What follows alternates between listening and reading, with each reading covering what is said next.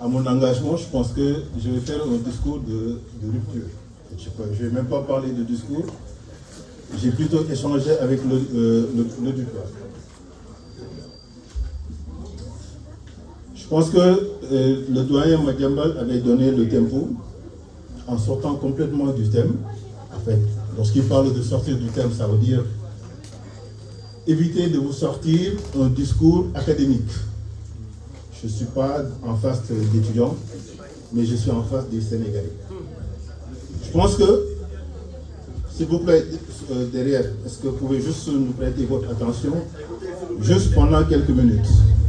Parce que nous sommes là, certes, table de refetna,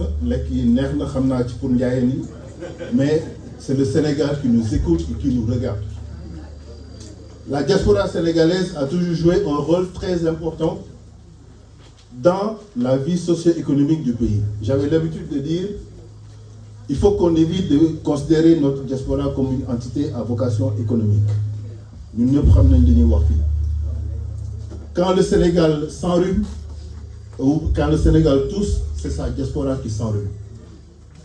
À chaque fois qu'il y a des problèmes au Sénégal, c'est nous qui en pâtissons. À un moment donné, pour certains d'entre nous, nous refusons même d'ouvrir nos téléphones, tellement que la sollicitation est à un niveau incommensurable. Est-ce que c'était le but de notre présence ici? Nous parlons de front de résistance. Ça doit nous interpeller. La situation actuelle du Sénégal doit nous interpeller. Et je pense que c'est la raison pour laquelle nous sommes ici. Je me refuse de vous sortir un discours académique. Je me refuse de rentrer dans des considérations, disons, intellectuelles. Parce que les différents interlocuteurs qui m'ont précédé en ont déjà parlé. Les gens qui sont le plus écoutés au Sénégal, ce sont les gens qui sont les moins diplômés. Et c'est l'occasion de rendre hommage à Abdou Nguer, un Badara Gadiaga à qui on a reproché de ne pas avoir le BFM et qui a su tenir en haleine toute une population. Un Abdou Nguer qui parle, c'est tout le Sénégal qui retient son souffle parce qu'il nous sort un discours que nous avons envie d'entendre. Et c'est ce même discours que nous devons sortir d'ici aujourd'hui. Doyen, je vous remercie. Vous avez parlé de la situation socio-économique, ce que j'aurais dû faire. Vous avez évoqué l'histoire même des eurobonds. J'ai fait 2 précisions par rapport à cela. Le premier eurobond, il a été fait dans un cadre privé plutôt. C'est-à-dire, c'est un appel d'offres pour lequel on sélectionne les gens qui vont solutionner pour cet eurobond.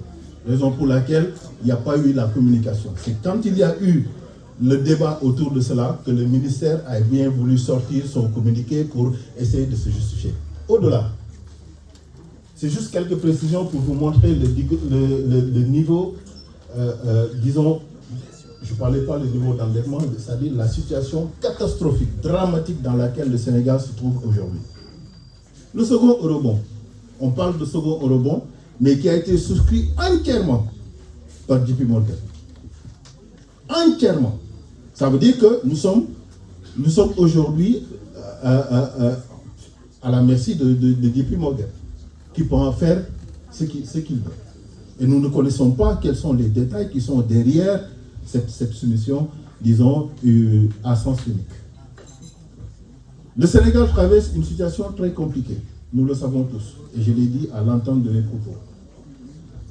Nous parlons de la jeunesse sénégalaise. Cette jeunesse qui a porté au pouvoir ce nouveau régime.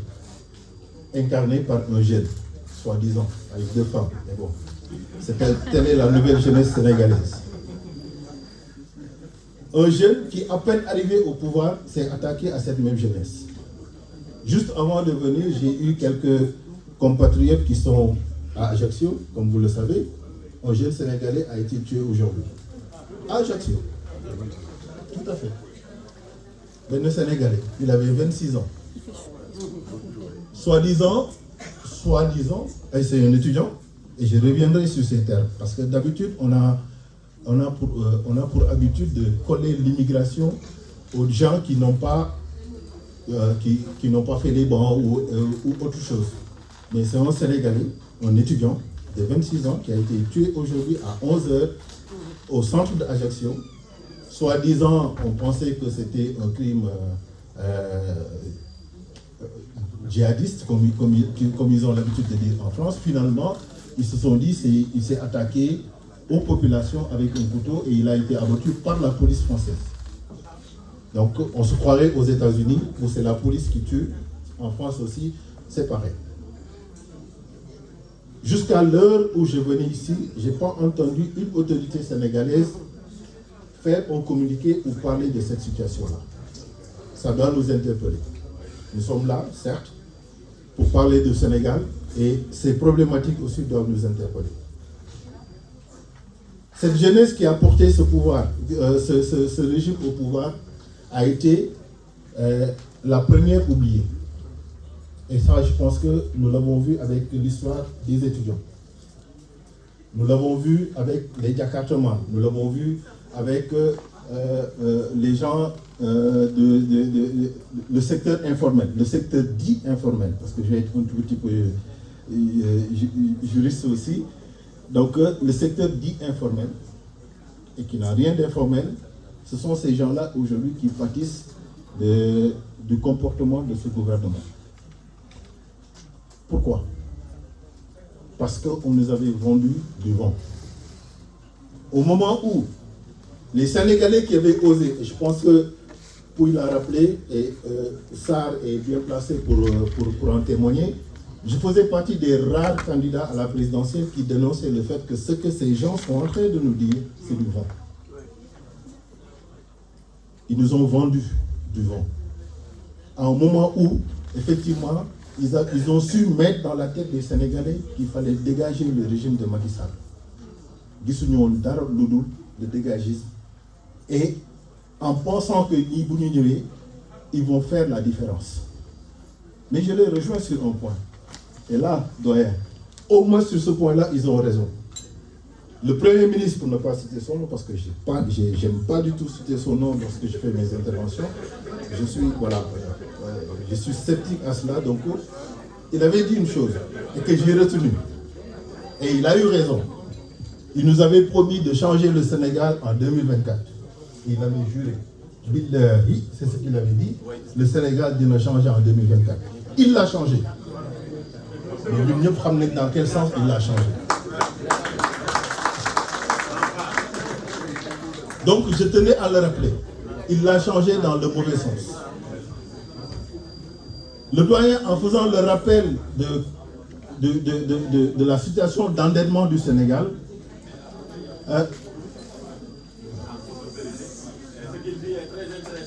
à votre attention, s'il vous plaît. Non, ça va venir. Essayons de nous concentrer un tout petit peu sur ce que nous disons, parce que c'est important.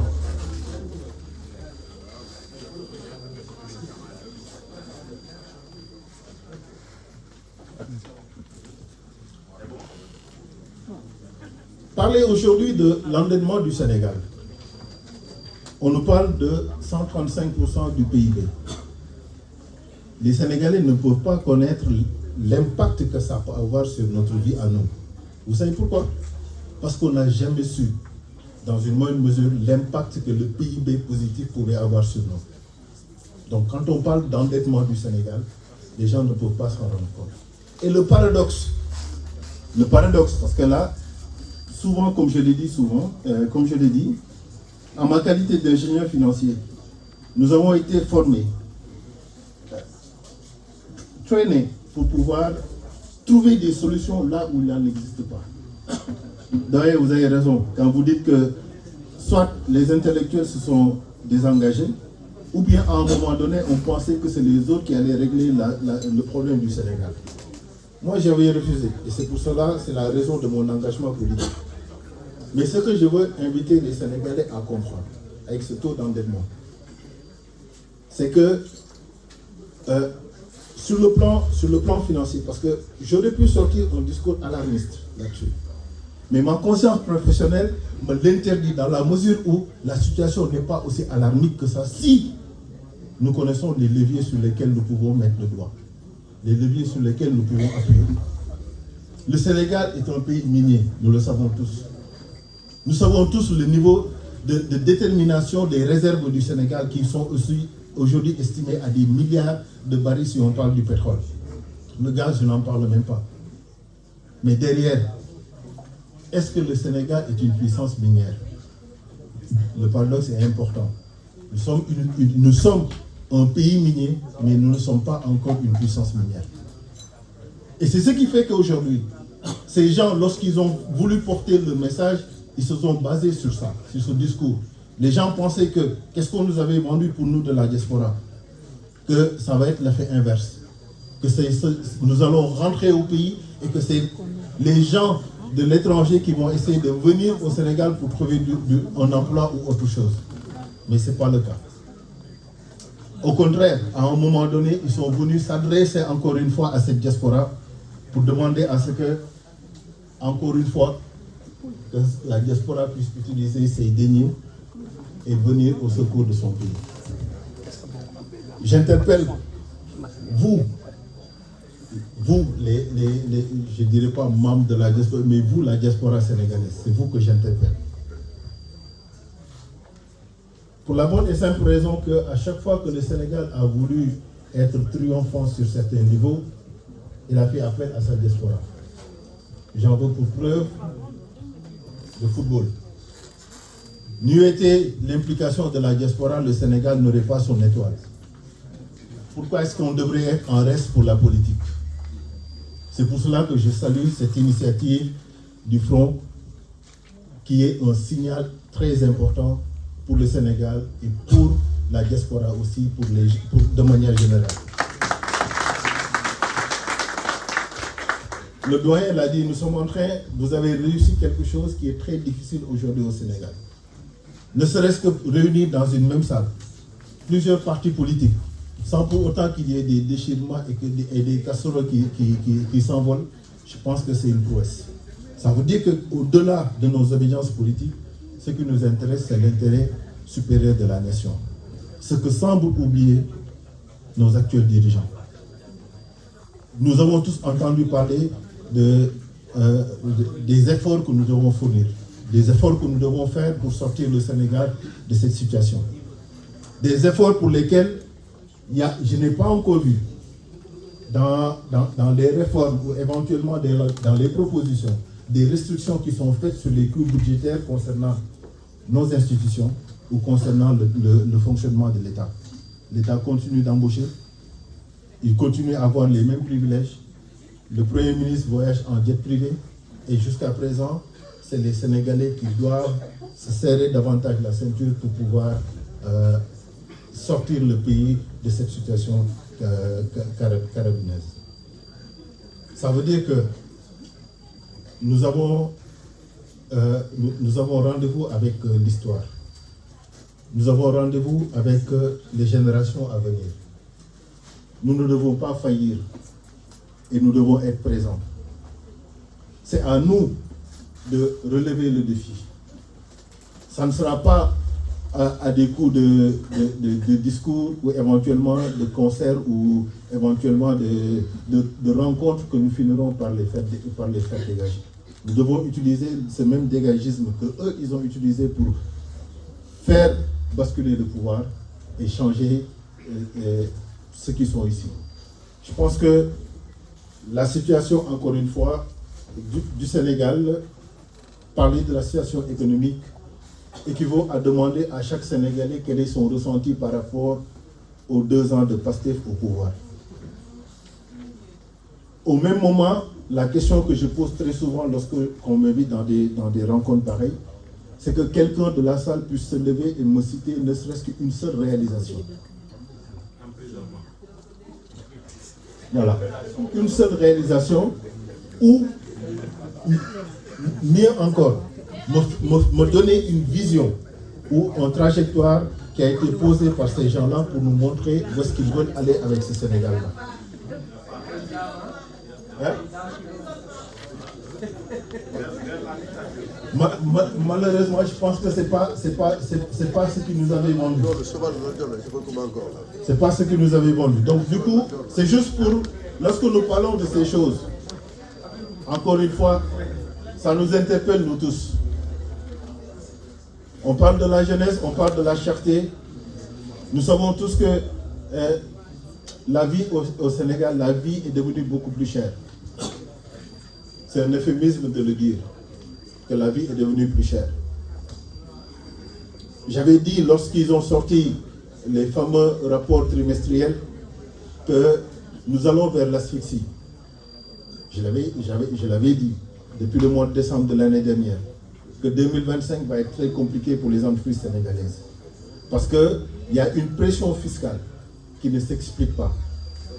Et à force de faire cette pression fiscale, si derrière il y avait une activité économique, là on peut comprendre. Nous savons tous que quand il y a une pression fiscale et que derrière il n'y a pas d'activité économique, c'est ce qu'on appelle le principe du run-off en anglais. C'est-à-dire c'est quelque chose qui va en s'éteignant. Et c'est ce que les entreprises sénégalaises sont en train de vivre malheureusement.